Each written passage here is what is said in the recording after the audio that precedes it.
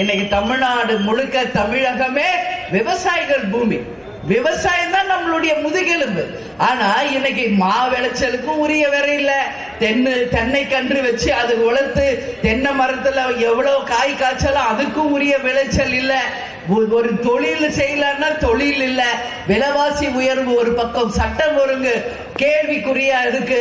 இன்னைக்கு ரோடுகள் நல்லா இல்ல, கரண்ட் வசதி இல்ல, தண்ணி வசதி இல்ல. எங்க பார்த்தாலும் டாஸ்மாக் கடைகளை திறந்து வச்சு கஞ்சா போதை டாஸ்மாக் தான் இன்னைக்கு தமிழ்நாடு முழுக்க இருக்கிறதே ஒழிய மக்களுக்கு இங்க என்ன நல்லது நடந்து கொண்டிருக்கிறது என்பதை தமிழக அரசுக்கு மக்கள் சார்பா இந்த கேள்வியை நான் கேட்கிறேன்.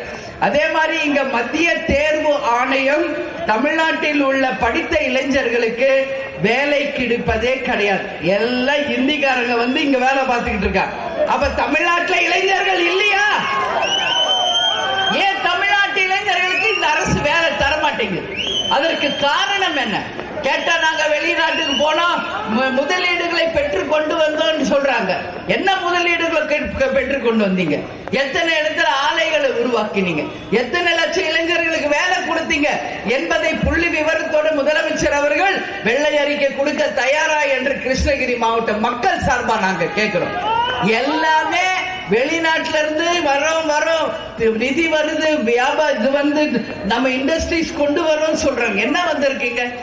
முதல்ல இங்க இருக்கிற தொழிற்சாலைகளில் வேலை செய்வதற்கு நம்ம ஊர் இளைஞர்களுக்கு நீங்க முதல்ல வேலையை கொடுங்க.